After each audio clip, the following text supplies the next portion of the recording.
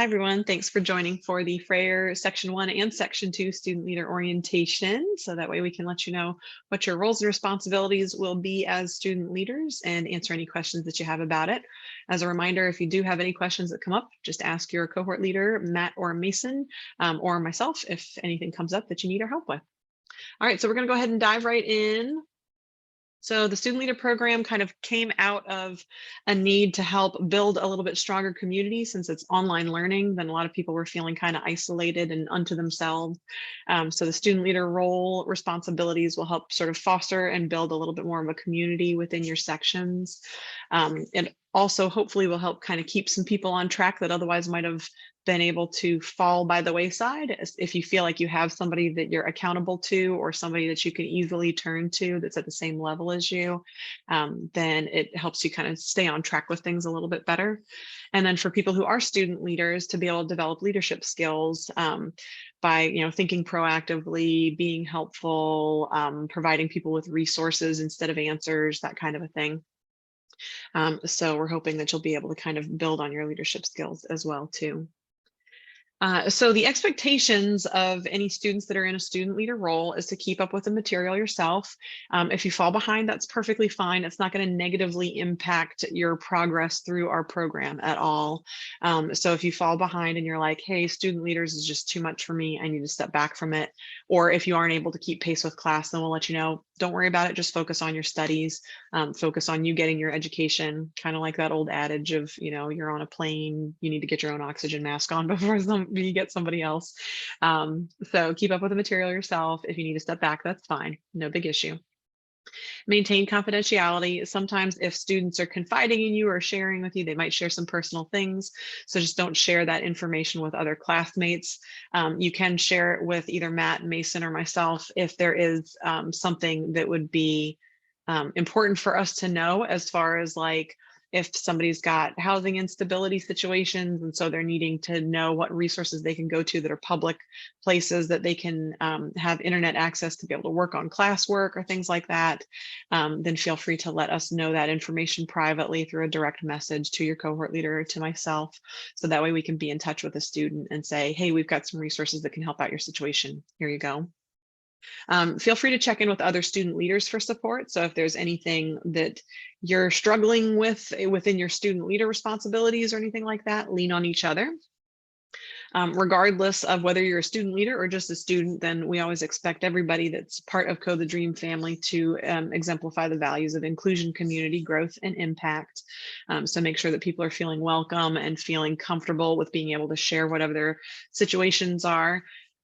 Building community, reaching out to one another, networking. A lot of folks that I've spoken with that have been in boot camp programs, and even the people that I came up through Code the Dream with too, having that sense of community can really help you in the long run, as far as, oh yeah, I remember so-and-so from my boot camp. They just landed a job with so-and-so and they told me they're hiring. Let me, try and apply that same way. I know we've had similar backgrounds. If they were able to get on board, maybe I'll be able to get on board. So it can really help to kind of build that community. Growth, we want you to go ahead and try and stretch out of your comfort zone a little bit at times whenever it's appropriate for you to do so, whenever you feel like you don't have too much on your plate and you want to try and learn a little bit more, go the extra mile. So feel free to extend your growth and encourage others to do that as well too. And then positive impact, obviously it can be frustrating to, hit a problem or, be learning a concept that you're really struggling with or anything like that. So take a step back, take a breath, and try and recenter yourself into a more proactive or beneficial frame of mind, so that way you can have a positive impact on each other's lives. If you see other people frustrated and getting kind of down or negative, then try and be encouraging and supportive, as far as like, hey, it's okay, you might not get this now but you will, and having that sort of positive impact for others that might be going through tough times. Overall, we expect you'll spend probably about 3 hours per week on the tasks, and the tasks primarily are doing a student study session and then doing sort of community building / outreach things within your cohort group. Might be a little bit less, might be a little bit more, but on average about 3 hours for tasks. You are not ever expected to answer technical questions that you don't know. So if a fellow student's asking you something and you're not sure of the answer, then just say, I don't know the answer to that. You should check with a mentor. You should check with our cohort leader. So that way they can get the answers that they need. And you are never expected to fix student problems. So if you do have a student coming to you saying, I don't have internet access, it's not up to you to solve that problem for them. You don't have to find places for them to be able to get internet access where they're at. You don't have to be paying internet bills for classmates to be able to help them succeed. So do not fix student problems, but do refer them to your cohort leader and or to myself, so that way we can help them. Any questions about expectations and or things that we do not expect you to do? All right, we'll keep on keeping on. So just a reminder of the core values. We talked about those just a minute ago: inclusion, community, growth, and impact. Feel free to take a moment to read through them if you'd like to, just as a reminder of things that we expect as far as being supportive, being inclusive, and helping each other. All right, so let's dig into the actual responsibilities. So there are three sort of facets or three parts to your responsibilities: step up, study up, and talk up. So step up is just being helpful, friendly, and kind to your classmates. Study up is hosting that 1-hour study hall session each week.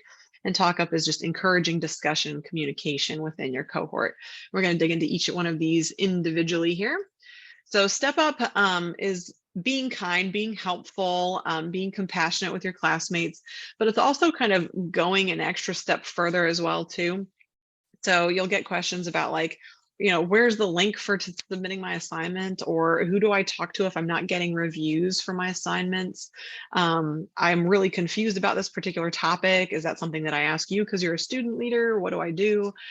So kind of being proactive about answering questions. If you see folks posting in the discussion channel, then encouraging each other to kind of help get those questions answered within the student body of the class. Obviously, volunteers can chime in too if somebody's kind of directing in the wrong way, or kind of overstepping with information they're sharing or anything like that. But in general, sort of being a helpful guide is the way to think of it. When I was in-person high school, then we'd usually pair an upperclassman, like a junior or a senior, with one of the freshman students, so that way they could kind of help show them the ropes of, yeah, this is where you go, this is where your locker's at, this is what we do for lunch, that kind of a thing. So it's sort of the online equivalent of that, of being able to kind of show somebody the ropes within your class. And mostly just encouraging and empowering each other to reach out when they have questions, to ask their questions. A lot of times students are nervous to even ask because they're afraid it makes them look foolish, or that it makes them look like they don't know, but everybody's here to learn. So we need to know what you don't know, so that way we can get that information to you. So definitely encourage them to ask questions when they have technical questions. Encourage them to reach out if they're having personal issues that are impacting their learning in a negative way. So that's the big part about step up. Does anybody have any questions as far as like what that means to step up and be present for your classmates? How do we know which students would need this kind of help? Do they know how to contact us, or how does it start? Yeah, so they'll be able to see who student leaders are through the sign up sheet on the mentor session sign up sheet. Then we'll add your study hall sessions, so that way they'll know from there. But you can also just be proactive about it. And after we're done with orientation, or once you feel settled into the student leader role, then you can always post in your class discussion channel or in your class announcements channel, and just be like, at channel, hey everybody, I'm one of the student leaders. Feel free to reach out to me if there's anything that you need. So just sort of having an open door policy, so to speak, can help with that. Great question, Ron. Okay, I'll do that. Thank you so much. Yeah. Any other questions about stepping up? All right, so let's talk about study up. You're going to be hosting a weekly study session. And to be very clear, the study session is not like you have to teach everybody the way mentors are teaching people in group sessions. It's just an opportunity to have like a study hall, an online study hall, where students can come together. They can compare notes. So if somebody was in, Darga's study hall or mentor session, and somebody else was in Rebecca's mentor session, then they can say, oh, Rebecca showed us such and such. Oh yeah, Darga showed us how to do this. So it's just kind of a nice way to be able to sort of congregate, compare notes. If there are things that you are, students are unclear on, then they can ask each other as far as like, what do they mean by question 4 when we're supposed to do funky initials? What do they mean funky initials? Then you can kind of clarify and get a little bit of perspective from other students to see if you're understanding material the same way they're understanding material, that kind of a thing. Your study sessions don't have to have a specific like agenda or plan at all. You can have a playlist and just have some music playing, and everybody can kind of be working on their own and jumping in with questions as they have them. You can have an icebreaker, you can not have an icebreaker, whatever you feel like doing. It's completely up to you as far as what you want your study session to look like. You'll want to pick an hour during the week that is a consistently good hour for you to be working on classwork. So that way you can be online and be in learning mode for that particular hour. If nobody shows up to your student leader study session, that's perfectly fine. You can just communicate whether or not you're going to stay in there for the remainder of the hour, or if you're going to reschedule, or if you want feedback from your classmates about should I have it on a different day or time, that kind of thing. But in general, the way it'll work is let us know your preference to begin with as far as what day and time that day and time zone that you're in that you want to have your student leader study session. We'll add it to the mentor session sign-up sheet. That way students know that there are student leader sessions that they can join on for those online study halls. And then if folks sign up, then be in attendance and have your study hall session. And if nobody signs up, then you can either post in the channel, hey, I'm going to be online for the next hour in the class Zoom link. If anybody does want to join, I've got my student leader study session I'm hosting. Or you can just be like, nobody signed up. I need to be focusing on my classwork this week. So anybody that was looking to jump on that didn't sign up, I'm not going to be on there. So just being able to communicate as far as what people should expect of you based on the schedule is perfectly fine. If you do have changes that come up, like there's a week that's just a really bad week for you to have your usual study session, that's fine. Just let your cohort leader know and they can mark canceled or update the class. If there's something sudden, like that day you found out, oh, my kid's got a project tomorrow at work and I need to help them with it or something like that, then you can always just post in the class channel and be like, hey, sorry guys, I have to cancel my study session this, tonight. Things are crazy. I'll try and reschedule, or, just reach out to me by direct message if you need help with something, that kind of a thing. So communication is really the key as far as handling those study hall sessions. I'm going to put a thread in your student leader private channels. So that way you can just let us know on there the date, time, and time zone for when you'd like to have it, and we'll add it to the schedule. Let us know if there's a day other than this coming week that you want to start. So if Saturdays are best for you and tomorrow is too soon for you to be starting your study session because it's just like, whoa, I'm just learning my responsibilities tonight, that's fine. Then just say Saturday is 10 a.m. Central Time Zone, but start me on the 17th. And that way we'll know and can get you on the schedule appropriately. At the end of your student leader study sessions, we'll have you just fill out a short form. The reason we want you to sort of take attendance for these study sessions is if there are students that aren't making mentor sessions, but they are participating in student study sessions, then we know that they are still actively participating in class and they're doing their best. So that way we know it's not a case of, oh, this person's just kind of ghosted us on the class. So we just want to know if people are being active in the class and in what way. I'm going to go ahead and pull up that form now so that way you can take a look at it. Let me, hold on, oops. Let me escape out of here so that way I can pull over Slack and kind of demonstrate how you're going to find this. Oh, sorry, I need to get it out of full screen mode too. There we go. Okay, so in your Slack student leaders channel, it's the private channel, I've got the study session form bookmark at the top there. If you're scrolling and it disappears, just mouse over it, it'll show back up, or scroll to the bottom and it'll show back up. So click your study session form and it'll pull up this form for you.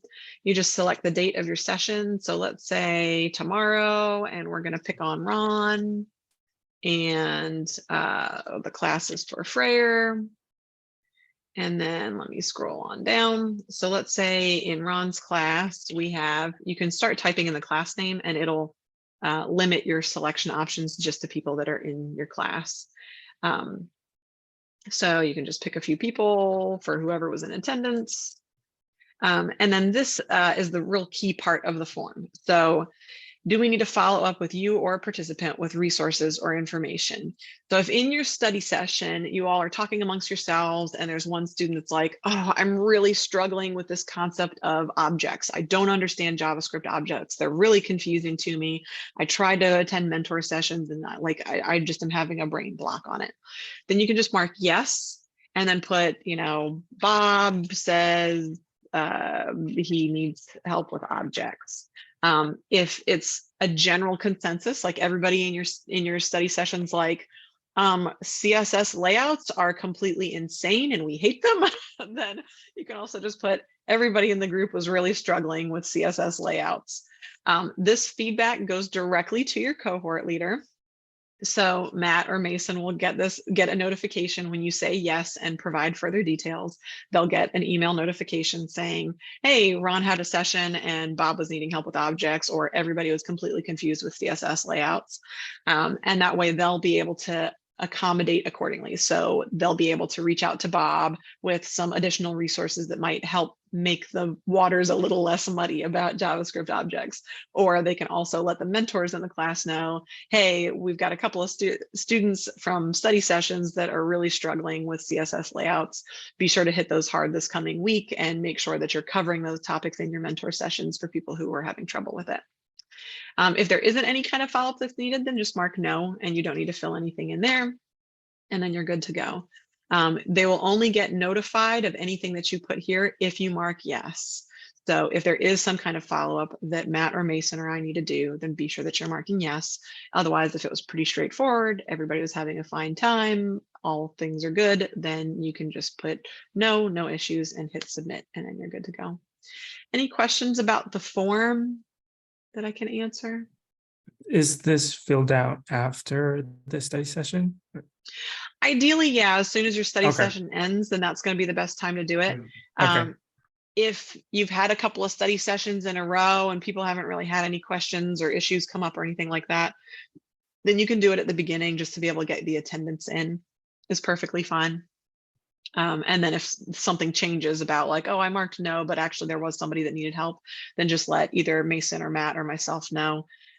So that way we can do a follow-up and or update your records. So that way we know that was the session that we needed to follow up from, that kind of a thing. And then yeah. the Zoom link that we'll be using for these sessions is the one in the channel, the class. Yep. Yeah, Okay. it's the one that we're on right now. And for that reason, then you're going to want to, like once you kind of narrow down what day of the week or what time frame you want to do, double check the calendar to make sure that there isn't already a mentor session going on at that time. So if you're like, oh yeah, noon Eastern on Saturdays would be great for me. Oh wait, Lauren's already got one that day. So then just go for like 11 a.m. or 1 p.m. on Saturdays instead. So that way you're not scheduling it at the same time as a mentor session, because people will likely be attending the mentor session and not attending your session. So, Okay, so feel free to kind of, schedule around. it's not at the same time as mentor sessions. Exactly. Yeah. Try and schedule it so that it's not at the same time. If there's only 1 hour during the whole course of the week that you're like, I have to do it at noon on Saturdays, then just let me know and I can reach out to Lauren and be like, hey, I've got a student leader that has to do Saturdays at noon. Are you flexible to be able to put your mentor session an hour earlier or an hour later? Thank you. Yeah, absolutely.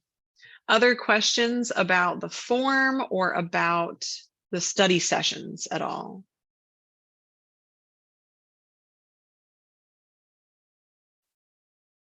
All right, and if things come up, then feel free to reach out with any questions that you have about it. Okay, and then the last part's talk up. So as I mentioned earlier, learning online can really feel isolating. I was in an online program myself, and I could not tell you the names of like anybody that I was in class with because it was all just an online learning environment. So encouraging students to interact with each other and being involved in their class, being involved in their learning is really good. the way we want you to do that is to start a little chatter. So in your class discussion channel, go ahead and say, hey, the mindset curriculum topic was about problem solving strategies this week. Does anybody, did anybody have some really cool answers about that? Or I found this resource that I used when I was having to do problem solving strategies myself, and it was really helpful. Or, kind of sharing information that was helpful to you to kind of goose the conversation and get it going.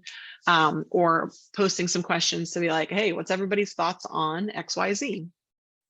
It doesn't necessarily have to be mindset or curriculum based in those discussions. You can also just be like, it's the summertime. What's everybody's favorite cool, refreshing drink? Or, anybody traveling anywhere cool for the summer or anything like that. So feel free to have the talk up engagement part of your student leader roles to be social or studious, whatever you prefer. And also a lot of times just sharing your own experiences, maybe have a day where you just want to do a little bio and be like, hey, everybody, I'm one of the student leaders, just a little bit of background. This is what line of work I used to be in. Now I'm working to become a developer. I really like these aspects of what we're learning in class. Like I really, love JavaScript, or I really hate styling, or whatever the case may be.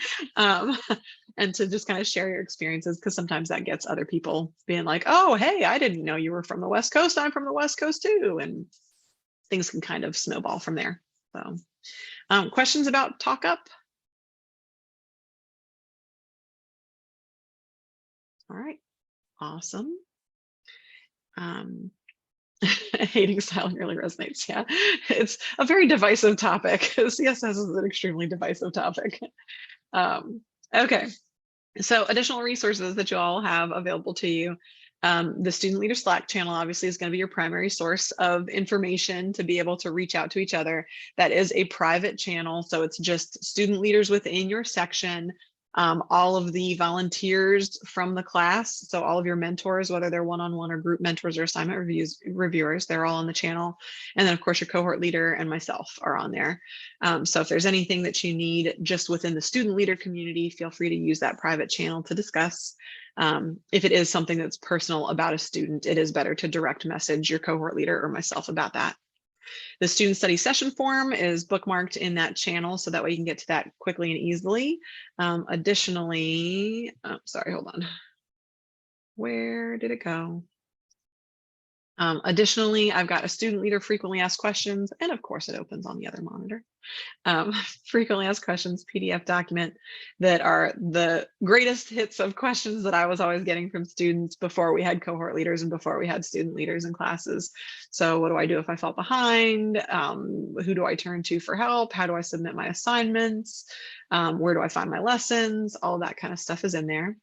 If you find outdated information in here, like if there's some reference to something called Squibby or anything of that nature, please let me know so I can update this document. But yeah, if you're reading something and you're like, I don't think she told us that in student orientation, then feel free to let me know. Mary Alice, you might need to correct something on there. I also have the student resources page open or bookmarked there, so that way you can get to that. That's just on that learn.codethedream.org site, class resources, student resources. So it has like GitHub cheat sheets and JavaScript tutorial guides and all kinds of other information on there. I still have to add the remaining bookmarks, but let me jump over to EMU Student Leaders just to be able to show you the other ones we have. I'll have your class website on there.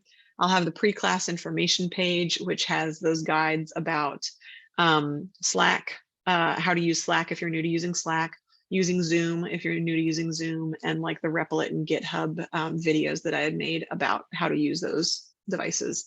So the pre-class information page is there if anybody needs help with those resources, or with effective ways to kind of troubleshoot your issues that you're having with code, and how to effectively communicate what you need help with to mentors or classmates. And then I'll have your mentor session spreadsheet attached in there as well. So I'll take care of adding those final bookmarks for your student leaders channels tonight. And then I'll go ahead and add your threads here for when you want to have your student leader study session, and then we'll just add them into that spreadsheet as they roll in. All right, that basically concludes it. Did anybody have any other questions about the student leader role or expectations or what ifs? Usually there's some fun what if questions that wind up coming up. Is it bad that I haven't attended any mentor session yet? I mean, I know I've told you about like how most of the stuff so far has been like a review for me. So I just, Yeah, breeze no, through it. that's perfectly fine, Ron. We know like two sessions a week is sort of the average sweet spot for most students, but we know that there are some students that are coming in that they've either already done HTML and CSS and are super confident and comfortable with those, or part of those, or they've already done some JavaScript and are pretty comfortable and confident with those. So there might be weeks that you're like, oh yeah, I'm good. The lesson materials covered what I needed to know. That's perfectly fine. If you're, as a student leader, if you're able to hop onto a group mentor session, just to have your name and your face out there and kind of see what students in the group might need a little extra help from you or might benefit from you reaching out and being like, hey, in the mentor session, you were asking about such and such. Here was something that really helped me. Then feel free to hop on a call to be able to do that if you're able to. But there also might be some weeks that you're like, oh, CSS, I really don't like CSS and this is not working out well for me. And you need to attend 3 or 4 sessions to get different perspectives, get your head wrapped around it, or just have like that repetitiveness of talking about it to kind of get things to sink in. So that's totally fine. If you need to attend less or need to attend more, that's fine. 2 is just kind of the average for most folks. Okay, thank you for that. Yeah, yeah. Any other questions at all?